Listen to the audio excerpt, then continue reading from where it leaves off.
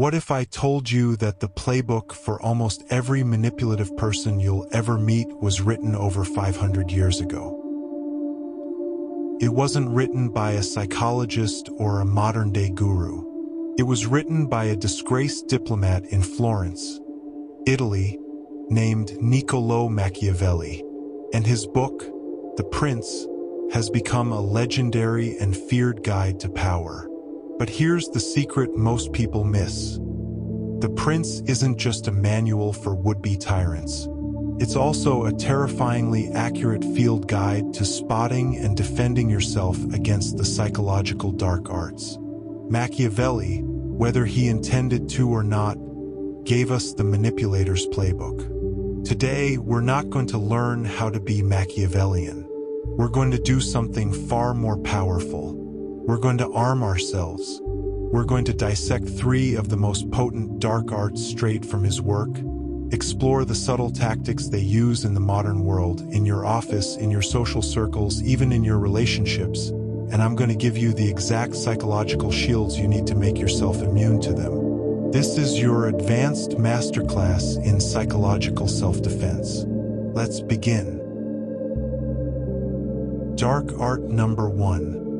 The mask of virtue. First, we have to talk about the most dangerous tactic of all, because it's the one that fools almost everyone. Machiavelli knew that to gain power and influence, you didn't actually have to be good, moral, or kind. You just had to appear to be. He wrote, "It is unnecessary for a prince to have all the good qualities, but it is very necessary to appear to have them." This is the mask of virtue. It's the foundation of all sophisticated manipulation. The manipulator knows that we are wired to trust people who seem honest, generous, and charming. So, they create a flawless public image that conceals their true intentions. But it gets deeper. A key tool for maintaining this mask is what I call selective honesty. The manipulator will be rigorously honest about small, unimportant things. They'll admit a minor fault, or point out a mistake they made, or give you a piece of genuine, helpful advice. This builds up a bank account of trust. You think, this person is so honest. They even admit when they're wrong. But this is a calculated investment. They are building credibility so that when they tell the big lie, the one that truly matters, you won't even think to question it. The modern-day manipulator's playbook. Think about the toxic boss. To the higher-ups, she's a superstar. She appears to be the perfect team player. But behind closed doors, she uses the mask of virtue to perfection.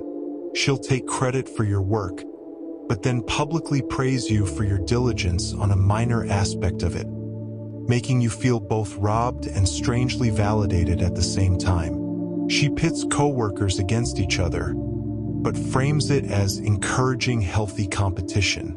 Her team is stressed and confused, but they can't complain, because who would believe them? She seems so wonderful. Or think about the friend who is the life of the party. They're charismatic and seem to have impeccable integrity. They're the one who hates drama, but you notice a pattern. They act as a central hub for information, collecting secrets from everyone under the guise of being a trusted confidant. They then strategically leak pieces of this information to stir up conflict between others. While they remain above the fray, the peacemaker who comes in to clean up the mess they secretly created.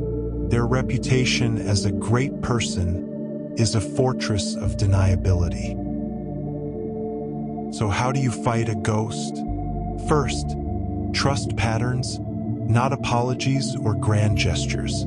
A manipulator can always talk their way out of a single incident, but they cannot fake a pattern of behavior over time. Keep a mental or even a private written log. Does this person consistently make you feel small? Do their actions consistently benefit them at your expense? Patterns don't lie. Second, focus on actions, not words. This is the golden rule. Their words are the mask. Their actions are the truth.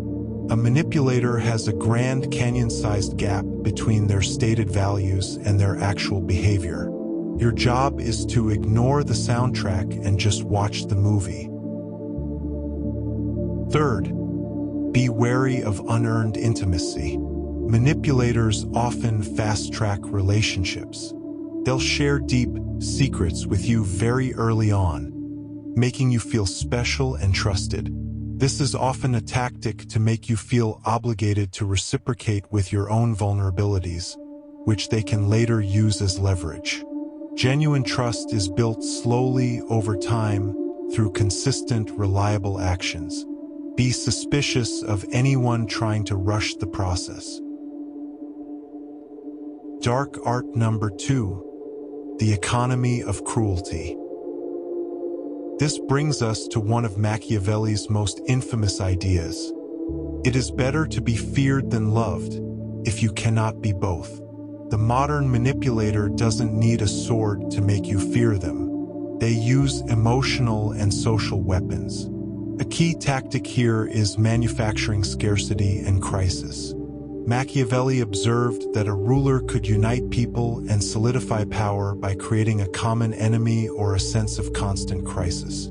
Psychologically, this translates to the manipulator who subtly creates an environment of emotional scarcity or drama, positioning themselves as the only source of stability. The modern-day manipulator's playbook. This isn't just about punishment. It's about making you dependent on them for your sense of peace. Consider the person in a relationship who uses the silent treatment. That's a direct punishment. But the more advanced version is creating cycles of chaos and calm. 1 week, everything is a drama. Every small issue is a massive fight they've initiated. The next, they are loving, stable, and back to normal. You become so desperate for the calm, you'll do anything to avoid triggering the chaos.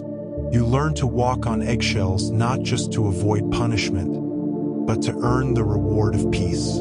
They've made stability a scarce resource that only they can provide. The use of guilt is another form of manufactured crisis. After everything I've done for you, you can't do this one small thing for me? This isn't just a request. It's an emotional invoice. They are creating a moral crisis where your refusal makes you a bad person. This fear of social judgment paralyzes you and makes you comply. Defending against this requires immense courage, because you have to be willing to face the very consequence they've trained you to fear. First, name the game. You must recognize the tactic for what it is. This is a power play. Saying to yourself, this is a manufactured crisis, strips the tactic of its emotional power. You move from being a participant in the drama to an observer of the strategy. Second, set clear, enforceable boundaries. A boundary is not about changing them. It's about protecting your own peace. When they deploy the silent treatment, you say, I can see you're not ready to talk. I am going to give you your space. When you're ready to have a respectful conversation, you know where to find me. You refuse to play the game of chasing them. Third, develop your own emotional sovereignty. The manipulator's power crumbles if you are not dependent on them for your emotional well-being. Cultivate your own sources of validation, peace, and happiness. Have strong friendships, hobbies, and a solid sense of your own worth. When you are the source of your own stability, their manufactured crises become little more than background noise. You can observe their chaos without getting swept into it. Dark art number 3, the fox and the lion. Finally, let's look at the manipulator as a strategist. Machiavelli argued that a ruler must embody 2 animals, the fox and the lion. One must be a fox to recognize traps, and a lion to frighten wolves. A manipulator rarely uses lion-like force out of the blue. First, they are the fox, and a key part of the fox's strategy is conducting loyalty tests. Before a manipulator makes a big move, they will often run small, subtle tests to gauge your reactions, your boundaries, and your allegiances. They're probing for weaknesses. The modern-day manipulator's playbook. A new coworker, the fox, might ask you a lot of questions about the office dynamics, but they'll also test you. They might share a minor negative opinion about a colleague to see if you agree or if you defend them. They might ask for a small, slightly inappropriate favor to see if you'll bend the rules for them. They are gathering intelligence not just on the environment, but specifically on you. And only after the fox is satisfied does the lion appear. Suddenly, their demeanor shifts. They use the very information and weaknesses they discovered to make a decisive, powerful move that corners you. It feels like a sudden attack, but it was meticulously planned. How do you outsmart a fox and stand up to a lion? First, practice information discipline. Treat information like currency. Don't give it away for free. Be friendly but be vague. Be a gray rock, polite but uninteresting. The fox can't build a trap if you don't give it any materials. Recognize loyalty tests for what they are, probes. When someone baits you with gossip, a neutral response like, I haven't had that experience, shuts it down without creating conflict. Second, question the premise. When the lion finally attacks, when they make that sudden, high-pressure move, your greatest defense is to pause. Manipulators thrive on urgency. Use phrases that buy you time. I'll need to think about that and get back to you. This disarms the lion's charge. Third, build strategic alliances. A manipulator's favorite strategy is to isolate their targets.